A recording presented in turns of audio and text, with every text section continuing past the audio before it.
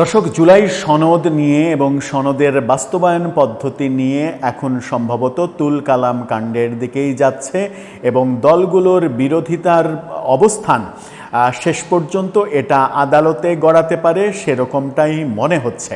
কিন্তু সেই ক্ষেত্রে বিএনপি কি বুদ্ধিমানের রাজনীতি করলো? বিএনপির অবস্থান যেটা ব্যক্ত করলো গতকালকে, সেটা মনে হয় বিএনপির আরেকটা ভুল রাজনীতিরই আমরা নজির দেখতে পেলাম। জুলাই সনদ নিয়ে বিএনপির অবস্থান কি? জামাতের অবস্থান তো আমরা জানি, এনসিপির অবস্থান জানি, কিন্তু বিএনপির সর্বশেষ অবস্থান কি?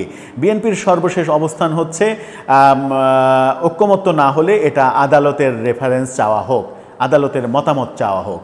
সম্ভবত বিএনপি এখানেই সবথেকে বড় ভুলটা করে বসলো। কিভাবে? কি বলল বিএনপি, অন্য দলগুলো কি বলছে, কিভাবে এটা ভুল হতে পারে একটু বোঝার চেষ্টা করব আলোচনার মাধ্যমে। এই ভিডিওতে থাকবেন পলিটিক্স টিভির নিয়মিত আয়োজনে।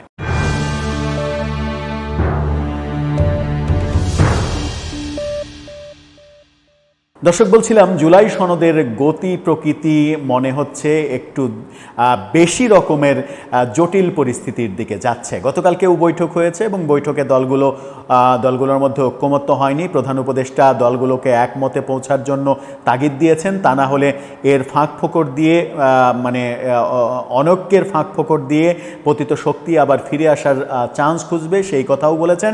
কিন্তু বিএনপির অবস্থান একটু বোধহয় পরিবর্তন হয়েছে। বিএনপি যে অনড় অবস্থানে ছিল যে সংসদে ছাড়া জুলাই সনদ বাস্তবায়ন হবে না, পরবর্তী সংসদেই এটা বাস্তবায়ন হবে, এখন আমরা এগ্রিমেন্টে স্বাক্ষর করতে পারি যে আমরা এটা বাস্তবায়ন করব, আমরা ক্ষমতায় গেলে বাস্তবায়ন করব, অন্যরা ক্ষমতায় গেলে বাস্তবায়ন করবে, এই এগ্রিমেন্টে সবাই যেতে পারি।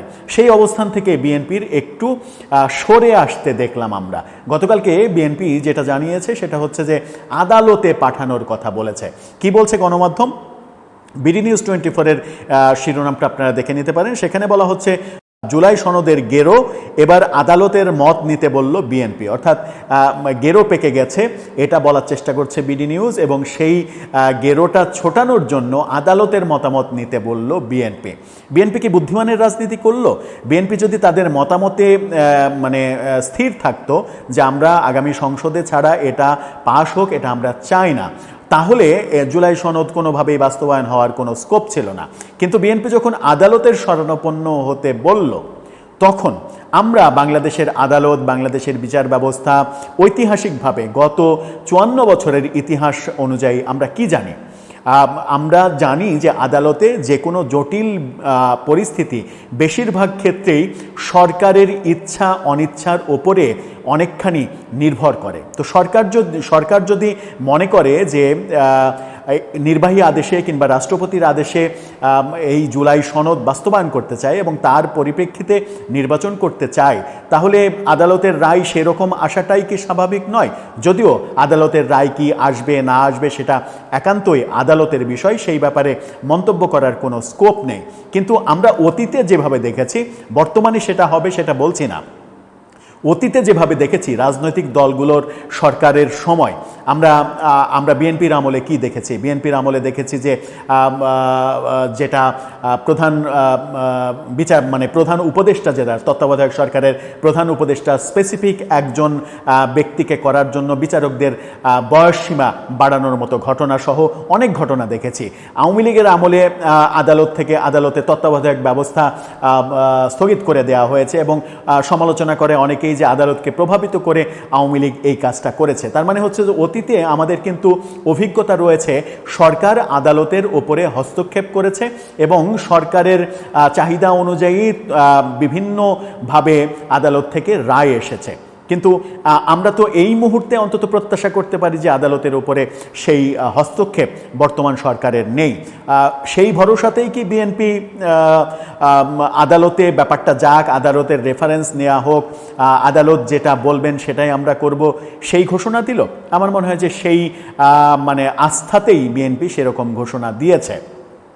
কিন্তু বিএনপির রাজনীতিতে গত ১৩ মাসের বিএনপির রাজনীতি যদি আপনি পর্যালোচনা করেন, ডাকসু বিপর্যয়ের কথাও যদি পর্যালোচনা করেন, তাহলে আপনার কি মনে হবে? তাহলে কি মনে হবে না যে গত ১ বছরেও বিএনপির রাজনীতিতে অনেক ভুল ছিল এবং অনেক ভুল পদক্ষেপ নিয়েছে বলে ডাকসুতে বিপর্যয় হয়েছে, এবং সেই বিপর্যয়টা জাতীয় নির্বাচনেও হতে পারে, এই আলোচনা সমাজে উঠে গেছে। এই আলোচনার সমাজে উঠে যাওয়া তো বিএনপির জন্য খুবই ক্ষতিকর। বিএনপি যদি তাদের অবস্থানে স্থির থাকতো যে এটা আমরা যেহেতু সাংবিধানিক ব্যাপার, সুতরাং সংবিধানের যে কোনো কিছু পরিবর্তন করতে হলে সংসদ লাগে এবং সংসদের 2/3 ভোট লাগে, সেইভাবেই হবে, যদি তার অবস্থানে স্থির থাকতো, তাহলে আমার মনে হয় যে তাদের রাজনীতি একটা শক্ত অবস্থানে রয়েছে সেটা মনে হতো। বিএনপি যেহেতু এবার ছাড় দিয়ে দিয়েছে যে আদালতের রেফারেন্স চাওয়া হোক, আদালত যদি এখন, আদালত তো পরিচালনা করেন মানুষই, রক্তমাংস গড়া মানুষ, আদালত যদি এখন এটা মনে করে বসেন যে দেশের, বিএনপি বাদ দিয়ে দেশের অধিকাংশ রাজনৈতিক দল, অধিকাংশ রাজনৈতিক পক্ষই মনে করছে জুলাই সনদ এখনই বাস্তবায়ন করা উচিত, সেহেতু একটা উপায় বের করতে হবে।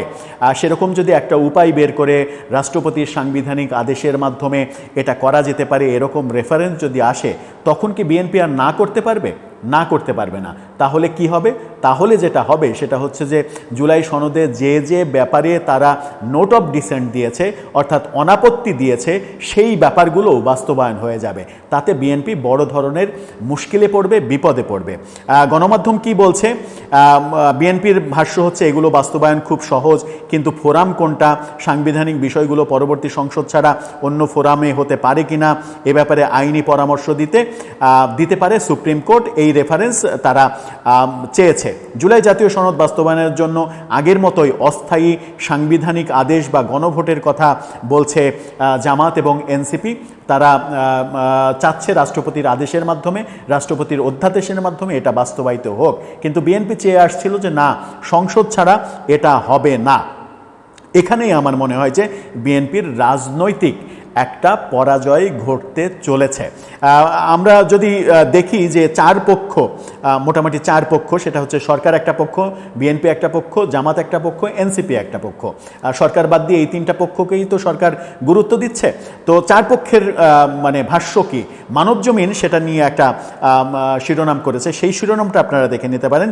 সেখানে বলা হচ্ছে নতুন শর্তে কাবু কমিশন। সেখানে বলা হচ্ছে কি, সরকার বলছে সমঝোতায় আসতেই হবে, ব্যর্থ হওয়ার কোনো সুযোগ নেই, ফেব্রুয়ারির প্রথমার্ধেই নির্বাচন। বিএনপি বলছে প্রয়োজনে সুপ্রিম কোর্টের মতামত নেওয়া যেতে পারে, টিকবে না এমন কিছু রাখতে চায় না। জামাত বলছে দলগুলো একমত না হতে পারলে গণভোটের মাধ্যমে সমাধান হতে পারে। এনসিপি বলছে গণপরিষদ নির্বাচনের মাধ্যমে নতুন সংবিধান সংশোধন ও সংস্কার বাস্তবায়ন সম্ভব। এই যে 4 রকম অবস্থান, এই 4 রকম অবস্থান এই ঐক্যমত্য কমিশনকে একটা জটিল পরিস্থিতির মধ্যে যখন ফেলে দিয়েছে, এখন মোটামুটি কেন যেন আমার মনে হচ্ছে যে সরকার শেষ পর্যন্ত সুপ্রিম কোর্টের রেফারেন্সের জন্যই যাবে, এবং সুপ্রিম কোর্টের রেফারেন্স যদি বিএনপির অনুকূলে না যায়, বিএনপির প্রতিকূলে যদি যায়, তাহলে আগামী নির্বাচন নিয়ে বিএনপিকে মনে হয় নতুন করে ভাবতে শুরু করতে হবে। আগামী নির্বাচনটা বিএনপির জন্য খুব একটা সুখকর হবে না, খুব একটা সহজ হবে না, কঠিন হবে। যে কথা কিছুদিন আগে তারেক রহমান বলেছিলেন যে আগামী নির্বাচন সহজ হবে না, কঠিন হবে, তখন আমরা ভেবেছিলাম যে মানে কঠিন হওয়াটাকে তিনি নিজের দলের বিজয়ের ব্যাপারটা ভাবছেন না, বলছেন যে পারিপার্শ্বিক অবস্থা অনেক কঠিন অবস্থা থাকবে, তার মধ্য দিয়ে নির্বাচন করতে হবে। কিন্তু এখন মনে হচ্ছে যে বিএনপির আগামী নির্বাচনে জয় পরাজয় এটাও বোধহয় আস্তে আস্তে কঠিন হয়ে যাচ্ছে তাদের রাজনৈতিক ভুল কৌশল অবলম্বনের জন্য। যদি এই বিশ্লেষণ বিন্দুমাত্র সঠিক হয়, তাহলে আমার মনে হয় যে বিএনপিকে নতুন করে রাজনৈতিক চিন্তা করতে হবে। বিএনপির ব্যাপারে একটা অভিযোগ রয়েছেই, সেটা হচ্ছে যে আওয়ামী লীগের 15.5 বছরে বিএনপি কার্যকর কোনো ধরনের কোনো আন্দোলন গড়ে তুলতে পারেনি। আওয়ামী লীগ অন্তত 10 থেকে 20 বার সুযোগ দিয়েছে বিএনপিকে কিংবা বিরোধী দলকে সরকার ফেলে দেওয়ার মতো অবস্থা হয়েছে। আওয়ামী লীগ সেরকম সুযোগ দিয়েছে, কিন্তু একটি সুযোগও বিরোধী দল হিসেবে বিএনপি কাজে লাগাতে পারেনি। অনেকে আবার একথাও বলেন যে বিগত 15.5 বছরে বিএনপির জায়গায় যদি আওয়ামী লীগ হতো আর আওয়ামী লীগের জায়গায় যদি বিএনপি ক্ষমতায় থাকতো তাহলে অন্তত 3বার সরকার পতন হতো। সেটা সত্য কি মিথ্যা সেটা হয়তো সময়ই বলে দেবে, সময় নির্ধারণ করবে। তবে বিএনপির রাজনৈতিক কৌশল প্রতি মুহূর্তেই মনে হচ্ছে যে তারা নতজানু রাজনৈতিক কৌশলেই এগোচ্ছে। তারা এখন পর্যন্ত ভাবছে যে যে কোনো মূল্যে ভোটটা দিলেই হয়, ভোটে তো আমরা নিশ্চিত ক্ষমতায় যাবই। কিন্তু ভোটের রাজনীতিতেও তারা পিছিয়ে আছে। ভোটের রাজনীতিতে পিছিয়ে আছে এই কারণে তাদের স্মরণ রাখতে হবে যে আওয়ামী লীগের অন্তত 30% যে ভোট ব্যাংক, সেই ভোট ব্যাংক যদি তাদের হাতছাড়া হয়ে যায় তাহলে তাদের জন্য খুবই কষ্টের ব্যাপার হবে আগামী সংসদের নির্বাচনে নির্বাচনের যে বৈতরণী সেই বৈতরণী পার হওয়া। সেই অঘটন ঘটতেও পারে যেটা আমরা ডাকসুতে দেখছি।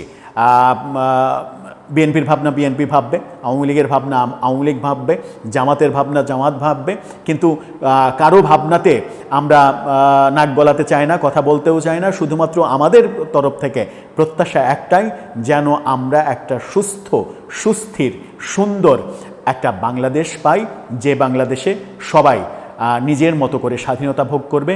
নারীরা যেমন স্বাধীন হবে, প্রতিটা ধর্মের, বর্ণের, গোত্রের মানুষ স্বাধীন হবে। যার ইচ্ছা গান বাজনা করবে, নাটক করবে, সিনেমা করবে, যার ইচ্ছা চিল্লাই যাবে, যার ইচ্ছা ওয়াজ করবে, যার ইচ্ছা পূজা করবে, যার যেটা ইচ্ছা সে সেটা করবে। কেউ কাউকে আক্রমণ করবে না, কেউ কারো ব্যাপারে নাক গলাবে না। তেমন বাংলাদেশি আমাদের প্রত্যাশা। পাবো কি না এ জন্মে সেটাও একটা দুরাশা। দর্শক, আপনার মতামত জানিয়ে লিখতে পারেন আমাদের কমেন্ট বক্সে।